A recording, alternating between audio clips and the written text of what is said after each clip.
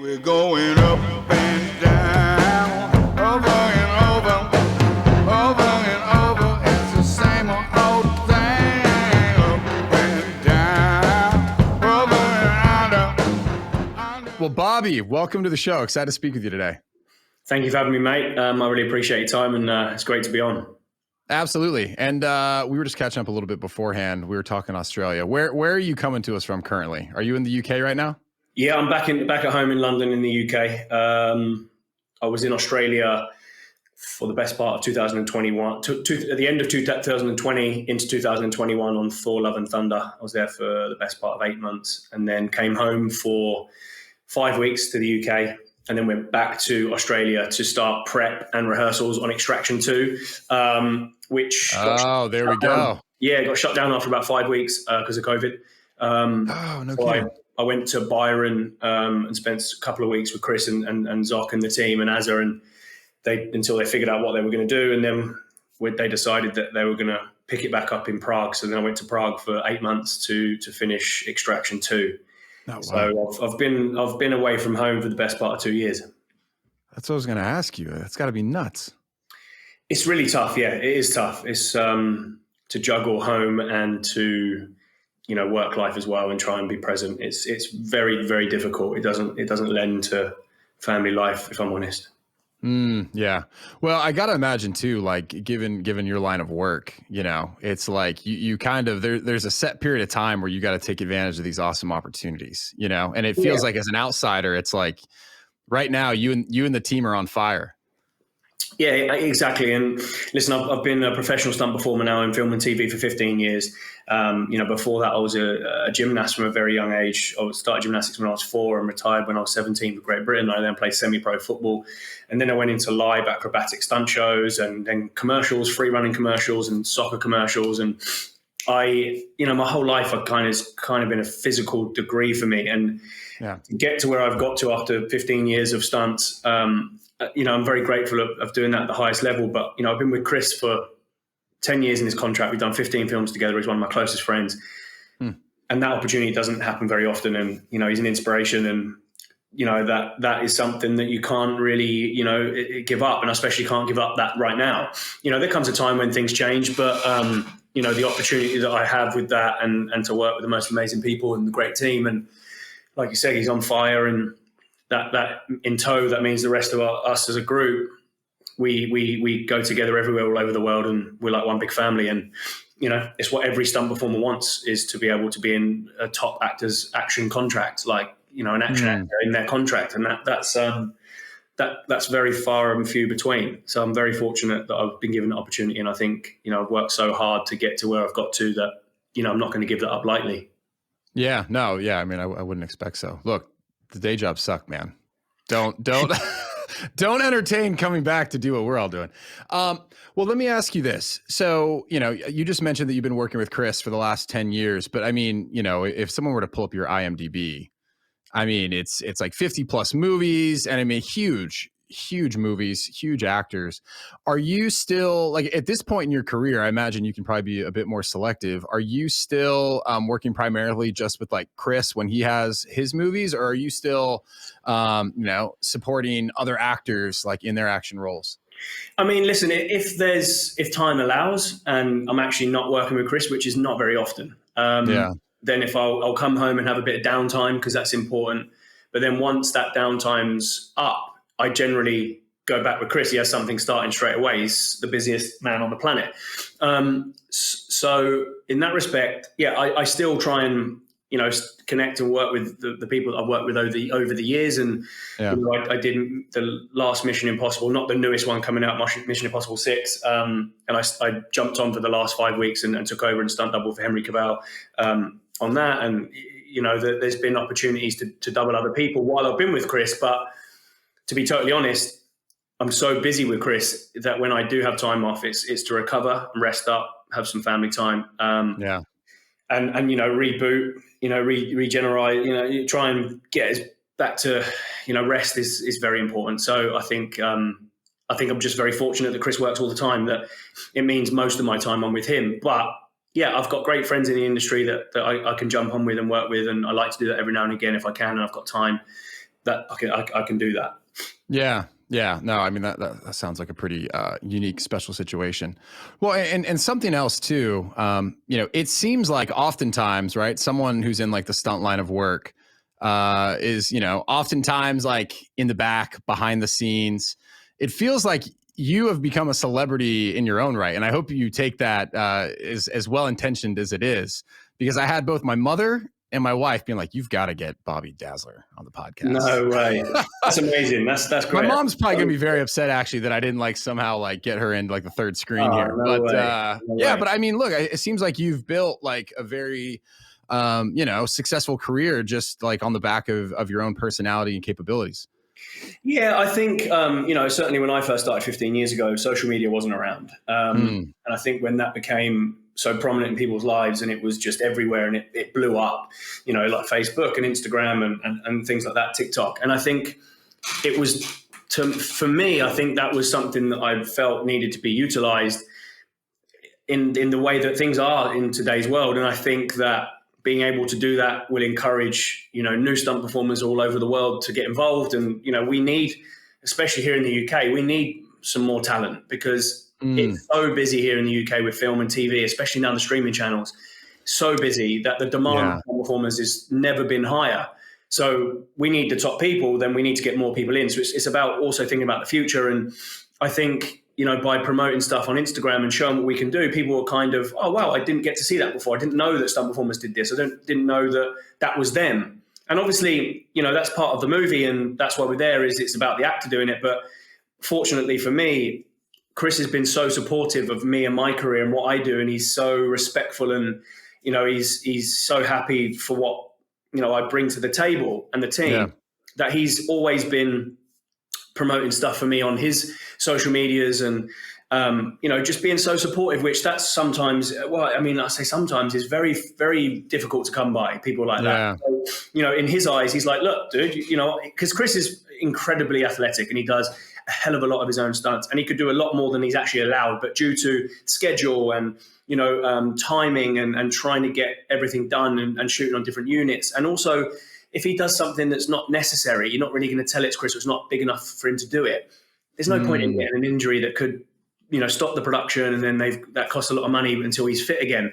It's about being strategic in this whole approach and having the team around you to get that result and that film done to the highest level, and then you can move on to the next. And I think that's very important. And Chris is very clever in that way. And what he is great at is look, that's you doing that. And I want the world to know that you did that because it's tough. You've worked hard your whole life and you've got, you've trained so hard in what you do. And like I said before, I call it a physical degree. To have those people in your corner, it makes a massive difference. So I think that's been part of the, social media and elevating stunt performers through social media. And I think, I hope that because of that, and I started that very early on, I hope, and I know it has helped a lot of stunt performers and it helps stunt performers get work now because coordinators, instead of going to look in a book like they used to, they just quickly pull up something on their social media or the website, and look at the video and see what they can do on their showreel and they go, okay, let's get this person in. So it's very beneficial to the industry. That is no doubt. Yeah. Well, and what's been fun too is, and look, like I'm probably not on social media as much as I even let on. Like for me, oftentimes social media, it's like I have a lot of stuff I want to accomplish, and so I'm trying to cut out things that maybe like take my attention off of what I need to be doing. Right. But yours is one of the social media channels that I love to go through because you get that behind the scenes look. Like today I was just looking at, I don't know when you posted it, but it was a video of rolling basically off the back of a bridge. I think it was for Extraction. Maybe it was for the second one. Extraction 1. And so it's just very cool, right? Like you're like, oh wow, like that's how they do that. But then I read the caption and it's like, yeah, it would have been a lot more fun if this wasn't into 3 feet of water. And I was like, holy shit. Yeah. Is that what they're doing? Is that why he's on the wire? So that all along, that stunt was going to be done with no wires and done freely, organic. Oh, okay. What we preferred to do. Much, performers get the opportunity to do something like that. It's great. But what happened was when we actually arrived in Thailand, because they obviously do scouts, they do location scouts and go, okay, that's a great place to do it. But when they scouted it, the tide was much higher. So then when we actually got there to shoot, the tide was much lower, but that was the location that we had chosen. So the next thing is the coordinator and how can we make this work? Because this is where we've got to do it. So then an amazing rigging team comes in. and we rehearse it on the wires, and they stop me just as my feet touch the water. And then we're out of that shot by then, and we cut to another shot, and he enters the water. So, it's movie magic, trying to make it work for the scene and the shot, and actually just adapt to things because there's always obstacles in film and locations are what you do. That's just part and parcel of it. It's just how we adapt to that and make it work. So that was the reason that we had to put a cable on. And I was bummed out. I was like, oh, damn, I wanted to do that for free organically. And that's, you get a lot of, that's what we love to do. And I love doing stuff like that, high falls and high work stuff. So it was unfortunate, but we had to make it work. And I think we did a great job making it work. And the whole team collectively, the stunt coordinator, the rigging team, it worked well. Well, and I think that's what's so cool too. And you kind of said this a little bit. It's like, and I imagine this is probably why Chris feels the way he does. Number one, the average viewer normally doesn't get to see what's going on behind the scenes to make these shots work, right? Like maybe it got collected at the end of a movie and like a bonus reel or something like that. But I think, watching how you guys put together a stunt like that, even just in a 30-second clip, like you kind of get like a better sense of like the magic that's happening to pull some of this stuff off.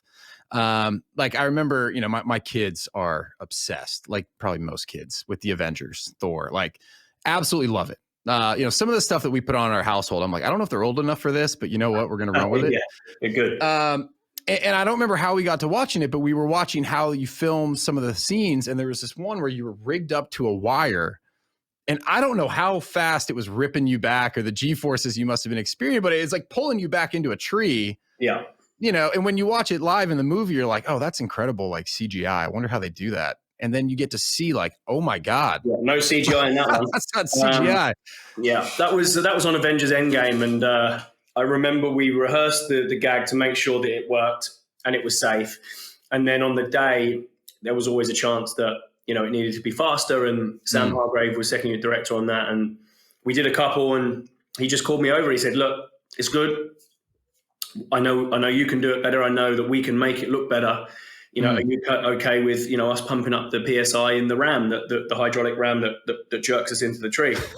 And I just said, listen, let's do it. Let's do it one time. Let's get it as good as we want it. It means it's going to be a bit of a spanker, but that's part and parcel of what we do. Sometimes that is the case. Okay, well, this one, we just need to go a bit harder. We get one and done, and we get out there. So we did it. It was very, very fast. It was rapid. And it was, I had a back line pulling me into a tree and then a front line pulling me into the ground.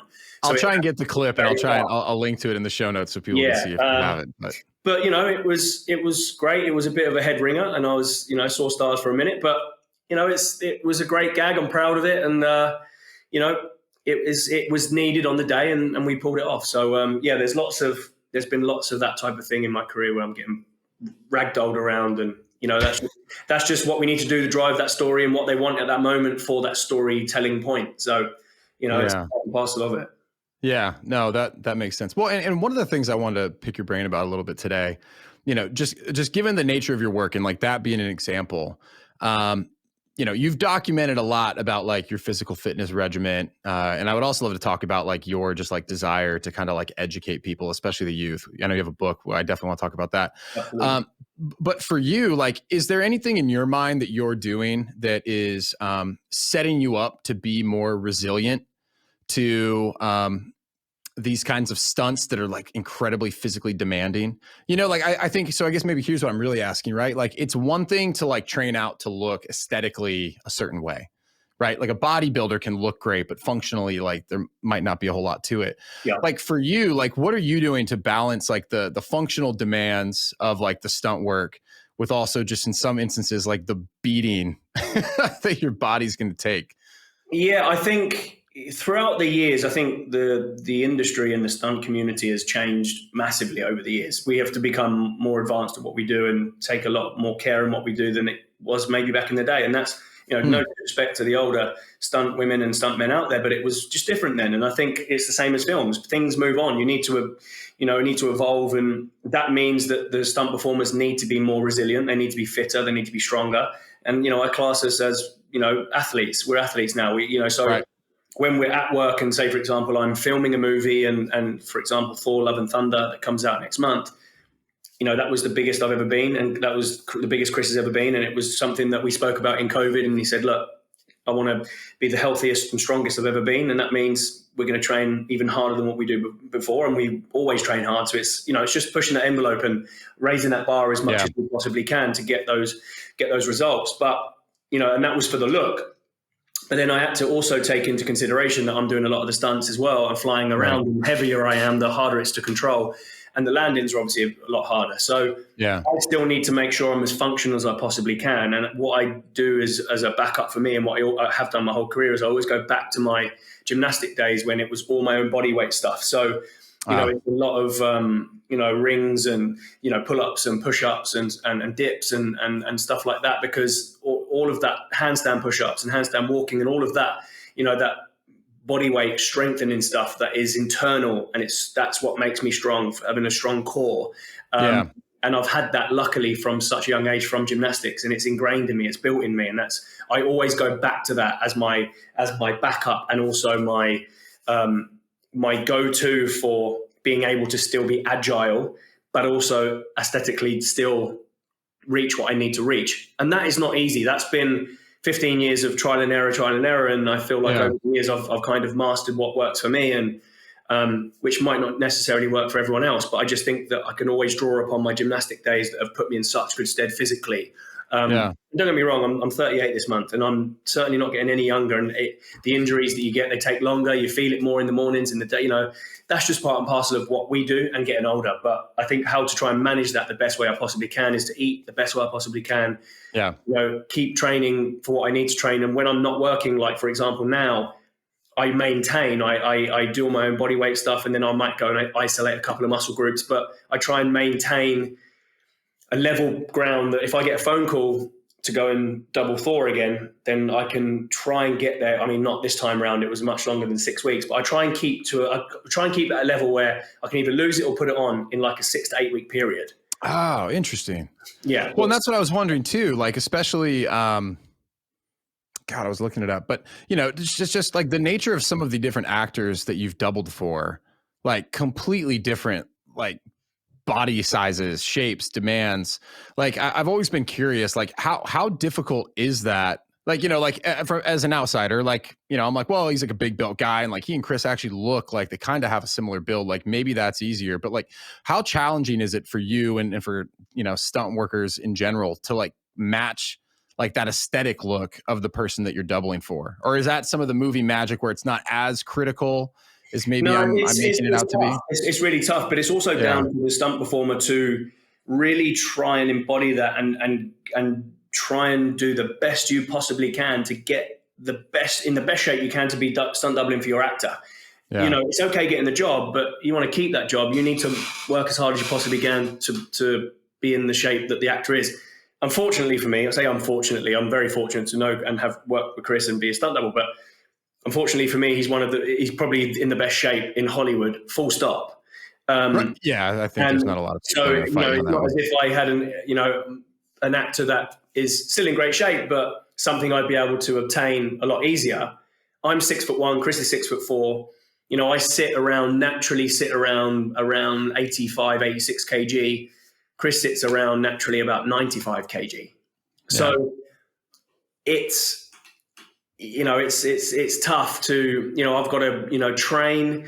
I've got to, protein powders like creatine. I'm trying to train and get to the shape I need to get to and train a lot. And then that's what Chris will do as well to get to the shape he's just got into for Thor Love and Thunder.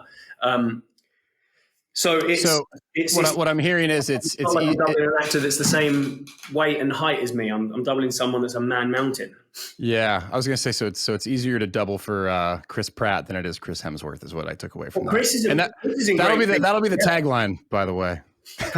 Chris Pratt is in great shape as well, and he is. He looks great. Dude, he's a big dude. So I don't think that'd be very easy doubling him. I think for me, when actors that I've doubled over the years, like Channing Tatum, is much more of a physique that's easier for me to obtain because I think we're a similar height and a similar build. Naturally before we start training and going crazy in the gym and training. I think when I first doubled Daniel Craig in Quantum of Solace, my first ever film, I was 23, so I still had my gymnastic physique. I was a lot slimmer. That's awesome. So it worked well for Daniel. So it's difficult, and it is part and parcel of the job. And the actors that I've doubled over the years, I've taken it very seriously to try and get in the best possible shape to match them that I can, and that's all you can do, really. Well, and one of the things that I wanted to ask you too, like you mentioned just how unique kind of the relationship is that you have with like Chris and team. Like if you were, when you worked with some of these other actors, like, is it common for the actor and stunt worker to train together to some level or kind of get aligned on what they're doing? Or is this, kind of the relationship that you have with Chris is just kind of like extremely unique in the fact that you guys like train and prepare together? It's definitely extremely unique. There's no doubt about that. And I'm so fortunate for that and that relationship we have. But it happens a lot. It happens more and more now. I think that, becomes, if an actor's got their stunt double that, they might want to train with them, or, there's a lot always stunt rehearsals and fight rehearsals that you do your actor anyway. If they train outside of that in their own time in the gym is a different story, but it does happen. I just think that me doing it with Chris for the past 10 years and 15 films later, we have a great routine that we egg each other on, we elevate each other, and we push each other. And that's what you need to be able to do. And it just makes it even easier that, we're such good friends and we have such a good time and so much fun when we're working together. So it just, I'll go in after work, I'll go and crash at his, and we're like, right, let's hit a training session and have a big steak. Like, it's just very fortunate that we have that relationship. Oh, that's awesome. Well, and you mentioned something too. So I'm 35 and I'm constantly wrestling with this. I yeah, bless you.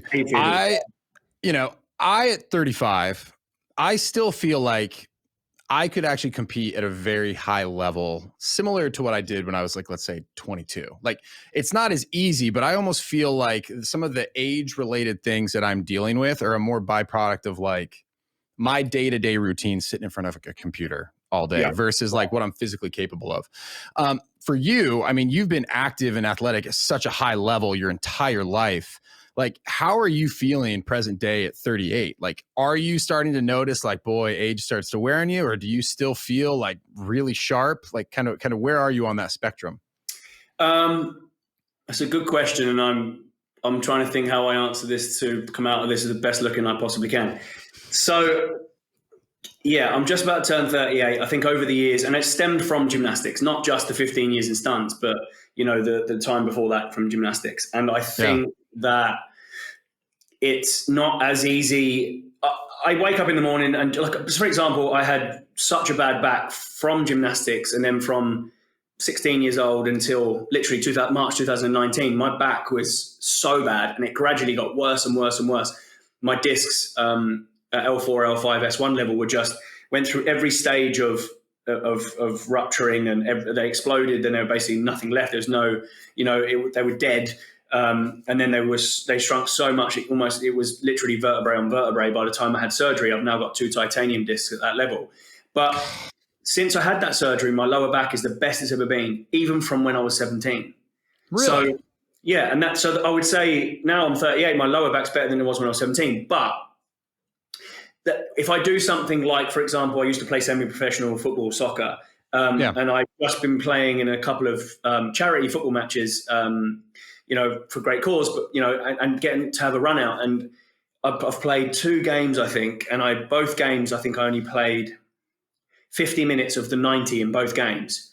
Dude, literally for a week, the back of my hamstrings, my quads, my lower back, like literally, I was like, what the hell? And obviously that's because I haven't played a competitive football match since 2003. Understandably. Right. But I just think age, not doing something for so long, because I keep myself fit at work, but that's what I do. So I'm used to doing that. It's when you step outside and go, oh, I want to do that again like I used to. Right. That's been tough. So that was an eye-opener the last few weeks for me to be like, wow, this is taking me a week to recover after 50 minutes of football. But I think the more I play, the better I'll get. I love playing tennis. I play a lot of tennis normally. Excellent. And I don't really get any major problems with tennis. It's obviously not as intensive as sprinting, running, football is, but not as much. But I just think I'm hoping that the more football I play, the easier it's going to be on my body. But with no doubt, I think the older you get, the harder it is to recover. It is. So I just try and manage that the best way I possibly can. And rest and sleep is important. Yeah. Well, and to that end, I think that's a good point, right? It's like, forget just like, can you actually do it? There's then like the backside of that needing to recover from it. And I think that makes a lot of sense. So like for you, like what are you doing from a recovery standpoint that is really working well for you? Because I would have to imagine like sometimes your body's getting put through like grueling situations for stunt work, and then you're probably asked to come back on set and like run it back again in a very short amount of time. Like, is there anything that you do? I know you mentioned like you pay great attention to like what you eat, sleep, what you drink. Anything beyond that that really works well for you? Yeah, I think, we're fortunate working on a film, for example, that, if there's, especially even the last film and the film before that, if there's an injury or there's soreness, we've got a great physios, masseuses that are on standby for that exact reason. And what we try and do is, a Radox hot Epsom salt bath, but then also, I'll try and do ice baths and like cryo chamber stuff and, stuff like that when we can and when it's available, but obviously a lot of dry needling with physios and deep tissue massage. Oh, cool. And stuff like that to try and ease off as much as possible. And listen, sometimes you at work, you get a big bang and you need a painkiller. You need a strong painkiller, a glass of red wine, a hot bath, and go to bed. And that will help you. I mean, you're still going to be pretty achy when you wake up in the morning, but that might help you. I say that in jest because it's, sometimes that's, if you haven't got the time, you finish late and the physio can't see you and you're in pain, I'll just have a hot Epsom salt bath with a glass of wine, try and relax and take a painkiller. And then, hopefully you're good to go the next day. But I think I've been doing it for so long now. We've got, things that we do to try and help with injuries, hot and cold, having people on set that you can call on, luckily, that can come and, dry needle, massage, like that just to try and give you every opportunity to get back to where you need to be. That's interesting. Well, it makes sense because, and you kind of said as much earlier, like the stunt work that like I am now paying attention to, right? I guess it's always been there, but it's like extremely athletic, the things that you guys are executing. So it makes sense that like, a studio would also treat you guys as athletes, like whether it be like recovery, access to, like you said, physios. So it makes complete sense to me. Well, and maybe we can even like dial it back just a little bit. So you mentioned that there's like a big need for like talented stunt people in the industry, but like we need to get more people in that funnel. So for someone who's listening to that and they're like, oh man, like that sounds way more like me than what Ken does day to day, sit in front of a computer. Like how would you recommend that someone goes about getting started? Are there like core disciplines or like some foundational skills that in today's world of stunt work are going to like help give you a fighting chance of getting work? Yeah, very much so. I mean, here in the UK, it's different in the US, and there's a similar criteria in Australia, but it's slightly different. But here in the US, we have the BSR, the British Stunt Register, and you have to actually be qualified and train in 6 disciplines. I think you can choose from like a possible 12 disciplines, but you have to qualify in 6 in categories. Really? Yeah, you have to, and you have to take tests, and that can take people sometimes. It can take people for like 5 years and cost them £80,000 to get that qualification of their own money and their own time. So they try and do their day-to-day job, and then the evenings try and train, and the weekends they train. That it's pretty full on. I think it's also shows. I think it's a great system. It also shows the people that are committed, and they show that work ethic where they need to work hard to be able to achieve what they need to do. So luckily for me, the 6 disciplines I chose were gymnastics, 10-meter high diving, and trampolining. So because that's my background, I literally just took the tests and passed because it was my background, luckily for me, excuse me. So because of that, I only then had to train in 3 disciplines, which was swimming, scuba diving, and kickboxing. And you had to, kickboxing, for example, you had to be brown belt. You have to do all of the, so I had to have 2 amateur fights and record them as proof, as part of what you have to do. Really? Brown belt. Yeah, so I had to train. Oh, awesome. Which was great, had fun, and then swimming, and then scuba diving. And then what happens is once you've got your 6 skills, one of them has to be a martial art. Once you have the 6, you then go in front of the BSR, the British Stunt Register Committee, the older stunt guys, and they kind of look through your stuff, look at your videos, look at your evidence. And then, I forgot to mention that you also have to get 50 days camera experience. And that could be being an extra. Fortunately for me, I'd already done a lot of commercials. I did some short films. So I built up my days that way, luckily, and I only had to do probably, I think, 10, 15 extra days out of the 50. I already had enough from my other previous jobs. So luckily for me, just so you can know what it's like to be on set and in front of camera. Wow. So that's part of the criteria. So as you can imagine, that can take a long time. And I just think, it took me maybe between 3 years to get finished. But the reason for that was I actually got I got Bond at 23, and I qualified in 4 of my 6 skills, so I still had 2 to get. But I basically had to take over a year off because I did Bond straight into Prince of Persia, and then I jumped onto the last 2 Harry Potters. And during Harry Potter, I got my last skills and qualified. But that was just something that Gary Powell, the stunt coordinator, and his brother Greg got me in. They needed someone that was a specialist at this specific thing at my height and build. And at the time, there wasn't many on the register that were able and the same height and build to be able to do what was needed. If they were already busy working on something else. So I was called in to do that, which was a great stepping stone for me and a great into the industry and watch how it works very early on, and then get qualified. And then once I was qualified, it was all good. But I think it's a great. So in the States, there's not an actual stunt register. So, but obviously the top stunt coordinators and secondary directors and fight arrangers, all of the top people that know the top people employ the top people. But you can get into it if you know someone that knows someone, and they might. But again, what helps a lot more now is social media and show reels and being able to show what you can do instead of just saying you can do it when you really can't. So it's very different now. And I think that as much as I love the BSR, and I think it's a great thing that we have here in the UK, I hope that it continues, and I hope that, and we grow with the times and we change things as we go. But as we know, being able to show something to someone that's evidence of what you can do on a video, on a phone, at the touch of a button, the touch of an email, there's my show reel, what do you think? It's very powerful for people getting employed these days, which, that's just the way it is. Yeah. And it's, and look, I don't know if my buddy's gonna listen to this. I have a buddy in the States who I played football with in college, and he does stunt work. And I think like the qualification for him was like, are you willing to fall down this flight of stairs to get this initial role? You know what I mean? Because I remember being like, wow, how are you qualified to do this? Like, I didn't know you were training. I didn't know. So it's very cool to hear that in the UK, not just like a bar to entry, but like a very high bar to entry that I have to imagine is probably prohibitive for a lot of people to get through, because like you have to master multiple disciplines. And then like, it just sounds like a substantial investment in terms of like time and resources too, to get all that done. So that's really remarkable. Well, and let me ask you this too. So one of the things that I've appreciated, and maybe we can switch to talking about your book a little bit. You seem to be equally as driven to kind of like spread education and awareness about improving like physical, and mental well-being. So, you have a new book coming out June 20th. Can we talk a little bit about the project?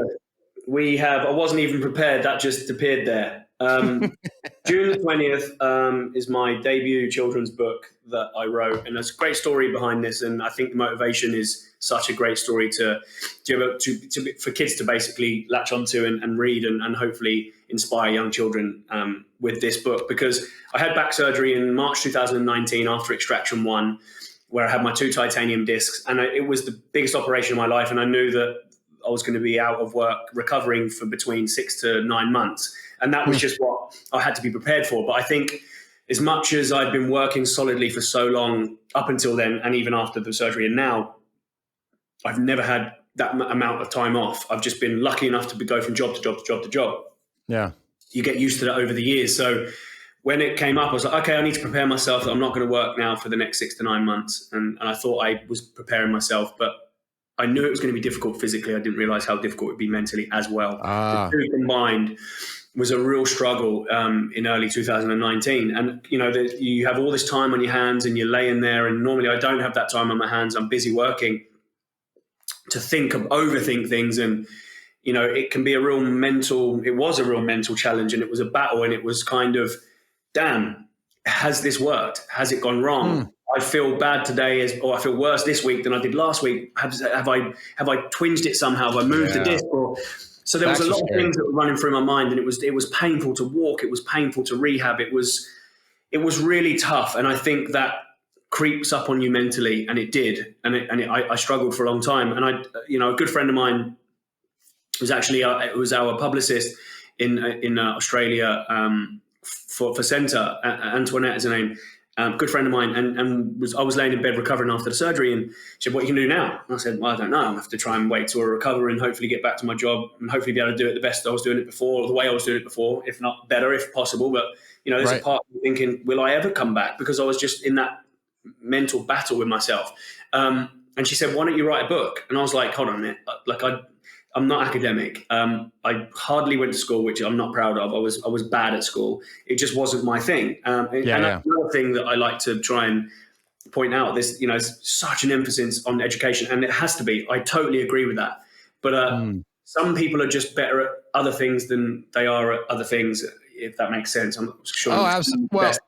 Absolutely. Yeah, we can talk about that a little bit too. But I just had a conversation with a guy who's the really interesting guy. He's the professor of, he runs the lab for like health and well-being at George Mason. It's all about like mental health, personal fulfillment.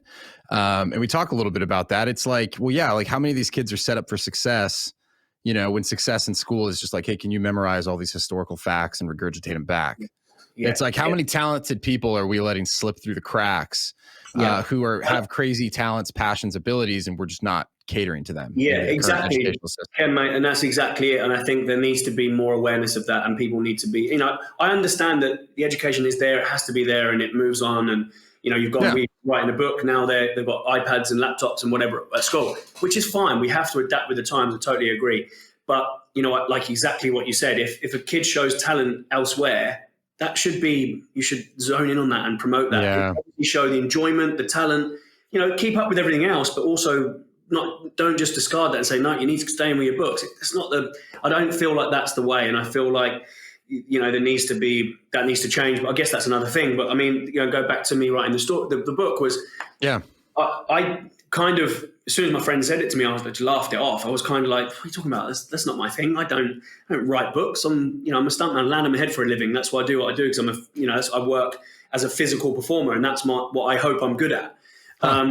So when I got off the phone to her, I laid there for a minute. I was like, well, I can't do any physical right now. She said, just think about something that inspires you, something that you would like to inspire other people with, and what would motivate you to.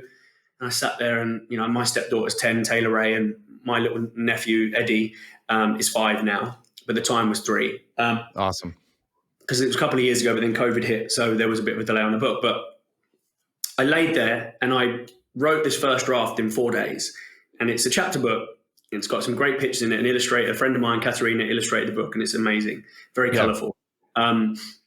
And what the most important thing for me is in the book is Eddie starts off like most young kids are. It's not a big deal. They're just all over the place. They're scatty. They're not listening to their mum. The bedroom's tidy. They don't brush their hair when they're told to. They don't brush their teeth. They don't make their bed. Simple things that is just part of discipline, learning, and understanding us getting older in life and what you need to do. It's very easy. And kids are kids, right? So they'll, when we were kids and younger, we'd be out in the yard playing until dark. Your mum have to call you in for dinner, and you'd be like, quick, come in. And you just want to stay out, run around crazy, fresh air. Now it's so easy for kids to just pick up an iPad, a phone, computer, and just be zoned onto that all day. Absolutely. It's just not how it used to be. And I think we have to try and step back and go back to basics a little bit. And I totally agree with technology, and we have to stay up with the times. That is part and parcel. But if you can marry those two things together and utilize, utilize what you need to there, but also go back to get outside, be a bit fitter, healthier, have fun, try new things, be physical, eat better, and kids, they just don't know. So in the book, at the back of the book, we've got little workout tips at the back of the book. Well, and I wanted to bring that up. I loved it. Not to cut you off there, but I was reading the book last night, and I'm like sitting in bed, and I have it on my iPad, and my wife's like, "What are you doing?" I'm like, "Oh, I'm preparing for the interview tomorrow. I'm reading a book," and I know she looks over and she sees pictures, and she's like, "Oh, okay, yeah, good luck with all that." But I loved it because number one, the story's great. Like kids need heroes, right? They do. I mean, look, I'm sitting here with like a Transformers mug. I don't know if that's on brand for, your Marvel contract, but like those are like the things that I remember from my childhood, right? And like you look up to these like hero figures, and it in some level it gives you something to aspire for. Oftentimes it's physical, but it could be a whole bunch of different things. And so I love the fact that like you kind of honed in on that on this book. But then what I thought was fantastic is then there's that dose of inspiration with like the story, right? And I don't want to give anything away. But then like the back, it's like, here's like the application. It's like, hey, you want to start like being more like this guy now? Like, here's 5 things that you can do in your bedroom without a single thing that you can start like trying to be like this person now. And I was like, man, like that is like the sort of book I would have loved to have had in my hands as like, I don't know, 3rd grader. Because I would have just been so ecstatic that one of my like, idols had like written a book and I get to read it. And then he's going to tell me like how I can start to like get on that path to doing things the right way. Yeah, absolutely. Kids need that stuff. Kids need that stuff. And I think the best thing about it is it's a fun book. And look, for example, Eddie, my little nephew, he loves the Avengers. He loves Thor. He loves Hulk. But he watches the film and he watches them do what they do. But where do we go to find out how we achieve that? How do we become a superhero? So in the book, if Eddie joins it doesn't matter what the sport is or what club it is. If it's gymnastics, trampolining, high diving, a martial art, horse riding, whatever it is, go and join a club, see if you love it. If you enjoy it, pursue it. If you don't, then try something else. It's keeping you fit and healthy. It's great for you mentally. It's great for, and you can pick up, again, like I said, there's nutritional tips in there as well, but it gives you an idea at a young age. Oh, that's accessible for me. I can go and join a club and I could be Eddie and meet Flip Boy and do all these things. And without knowing that, how do we, they just watch it and go, oh, I must be able to do that. And that can be dangerous. They go outside and they try what they see and they don't understand. They get upset, they hurt their leg or whatever. Right. And they're frustrated why they can't do it. It's because you need to practice, you need to join clubs, you need to go professionally and do it properly. You need to build, I just think there's not enough of that right now for younger kids at that age range. The book's for 6 to 12-year-olds. At that age range, I think there's a gap in the market, and I hope that I can fill it with this.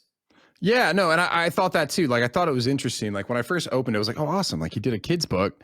And then as I was reading it, initially I was going to sit down with my 2 young boys. Like, that's of our bedtime routine. Like, that's where I step in. The 2 boys, like I handle them. We do our 2 stories. It's almost always dinosaurs.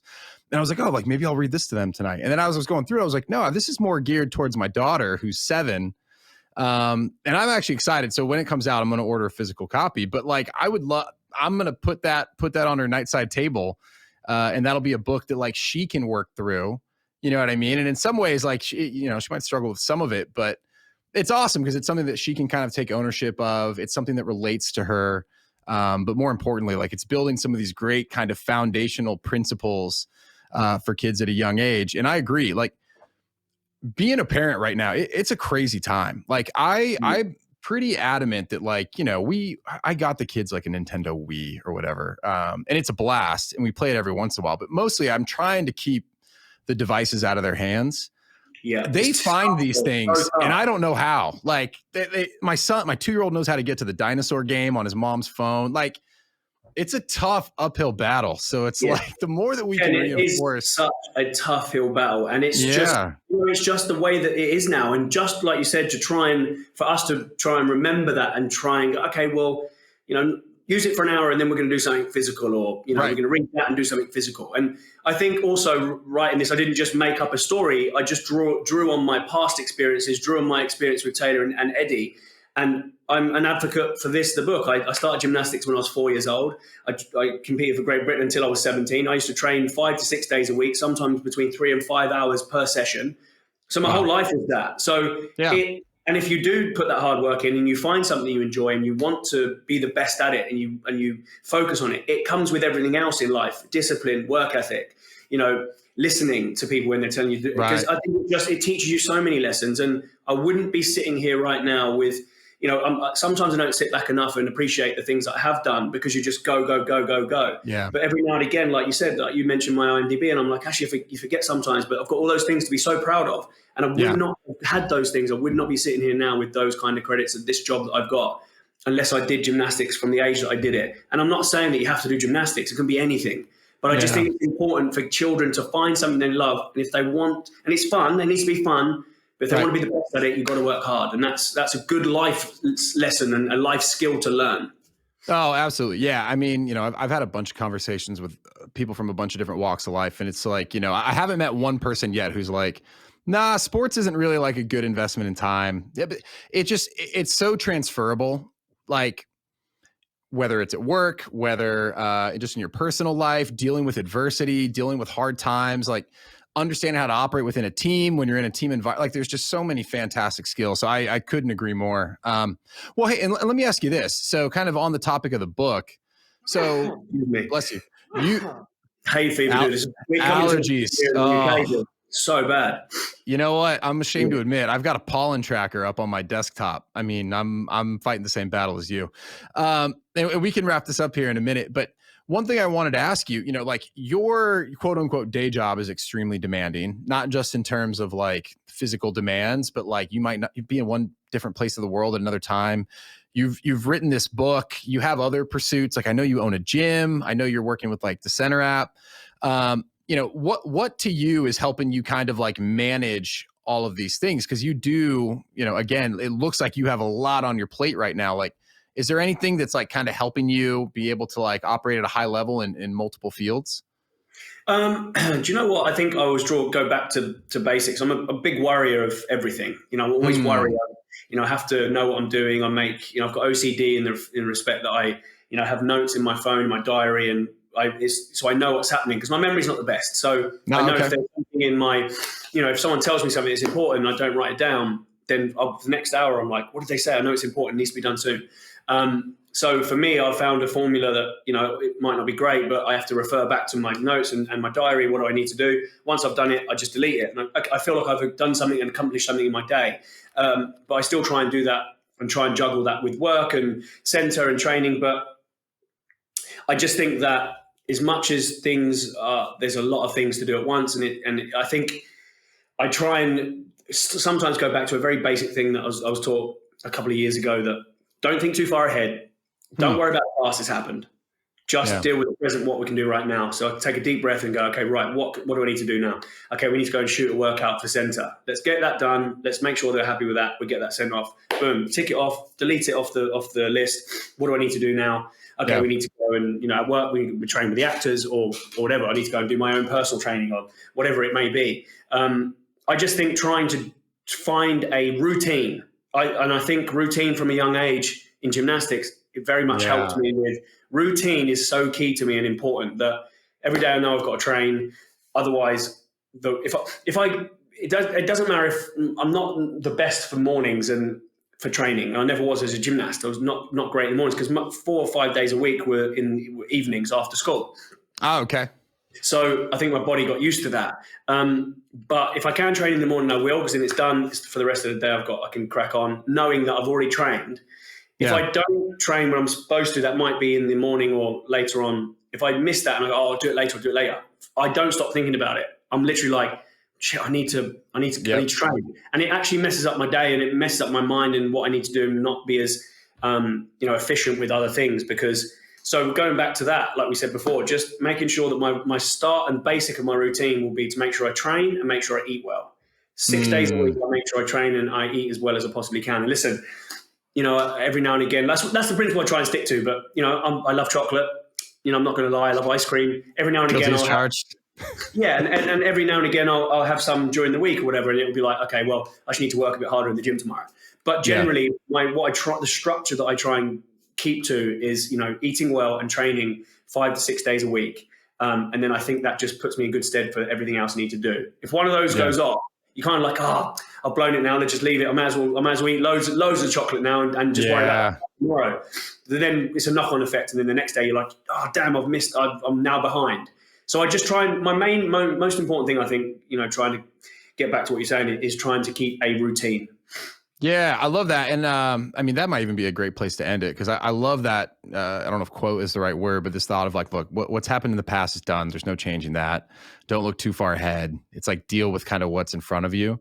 I often find that people who are really accomplishing incredible things, it's like they just have an ability to just steadfast, just keep checking things off the list, you know, and I'm sure it feels like a slog. Like for me, like I can relate to that with even just trying to get this show out week to week. But it's like all of a sudden you look back and it's like, wow, like in the fray, in the moment, you know, it felt like I was behind, but when you take a step back, like I have to imagine you feel with your IMDb profile, you know, you're like, whoa, like that's 50 different credits. And a lot of these are major blockbusters. And like, look at the amazing people that I've worked with. Like, that's got to be pretty cool. Yeah, right. Well, let me ask. Yeah, go ahead, please. You know, to get to that point and get to achieve whatever it works for me and whatever I do, as I was saying about routine and stuff, it obviously works. So, it's, you know, that the proof's in the pudding there. So I'm like, well, to maintain, I need to keep doing this and let's try and get better. Let's try and get better every day. So what I've already done, let's try and improve on that. Let's try and get better. So, you know, I feel like there's a formula there that works. And, you know, I'm stepping across a little bit more into acting now, which I'm loving. We've got a film coming out later this year called School Fight. It was an action comedy that a very good friend of mine, Damien Walters, wrote and directed, and myself, Paul Lowe and Greg Townley, we all do our own stunts and starring as well. So I'm excited for people to see that. It's a fun. Oh, it's awesome. Yeah, and we hope to get to do another one soon. So there's lots of things happening, and I'm juggling lots of things, and I think it's a good time for me in my career now to just try and branch out, step outside my comfort zone, and try new things. And that's, you know, exactly that with the book. I was never even crossed my mind, and now I'm, you know, a published author, so I'm proud of that. Published author, amazing.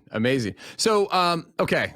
Acting's on the horizon. I'll let you go here because you've been super gracious with your time. Any other big projects we should be aware of? We've got Thor coming out here soon. The book is coming out June 20th. You've got your own movie, which I did not realize, but that sounds awesome. Are you? You know, again, I imagine you're crazy busy, so it's probably what your schedule allows.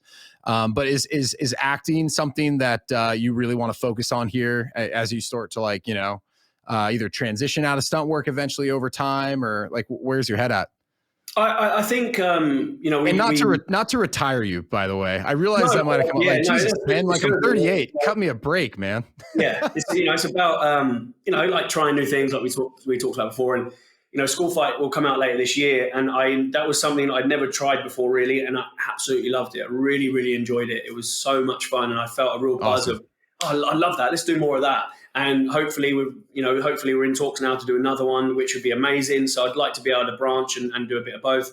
You know, like you said, we've got School Fight coming out this year, which is kind of my acting debut. I've got the book coming out on June the 20th this year, which I'm excited about. Hopefully we can make a series of these if it does well. You know, I've got so many ideas for bringing in superhero girls and bring Taylor and my niece into it. So I've got lots of ideas for that. Thor 2 we've got coming out next month, and then Extraction very much early next year. And I did a film with Matthew Vaughn was directing a film called Argyle, and me and Greg Townley play a small little part in that with Sam Rockwell, who's one of my heroes. We do a film with Sam. So I really enjoyed it. It was amazing. And Matthew, we're working closely with Matthew now because he is actually, School Fight he's one of the producers of our film School Fight that will be out later this year. So let's see what happens. I mean, I'm open to trying what I'm loving at the moment, enjoying, and hopefully we can do more of it. And yeah, hopefully it works out. But you know, it's again back to that juggling act and what I can do and when I can do it. But I'm going to do my best to try and do as much as I possibly can. So you're, and I will let you go here, I promise, but your Sam Rockwell comment just like made a light bulb go off. So yeah, he just had a new movie come out called Bad Guys. So I don't know if people haven't seen that yet. It's one of like the best animated films I've ever seen. My kids and I love it. I agree. I took Taylor, my stepdaughter, to watch it. We absolutely loved it. So good. Yeah. It's amazing. Yeah, I know. I'm sorry. I'll let you go here. But my kids would not forgive me if I did not ask. Harry Potter.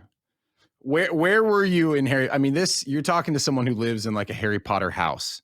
Okay, I was a Death Eater and a Snatcher throughout the last two movies of the franchise. I was a Death Eater and a Snatcher, and that was a great. Always, you know, Harry Potter's huge here as well. It was obviously almost royalty here, Harry Potter. So that was amazing and an honor to work on with some great people. And in the museum in Warner Brothers, I've got my own little brick in the wall, my name, which is great. It's great to show that to Taylor and take, you know, my nephews and whatever and godchildren to see that type of thing. It's great.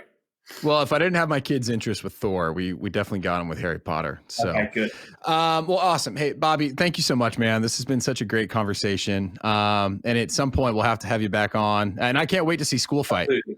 Thank you, buddy. Yeah. I'll let you know when that's out, and I'll keep you posted. We'll get all the information to you about when the book's out, June the 20th. June the 20th, excellent. Sale. It's $15.99 Australian dollars online, Booktopia, Amazon Book, and then start off in Australia. And it's published by my publishers, Rolga. So watch this space. We'll have links set up and sent across for the book, and hopefully it does well. Hopefully awesome. People love it. Well, hey, man, best of luck, and we're excited to see what comes next. Cool, dude. Thanks very much for having me, mate. Good to talk to you, Ken. You got it.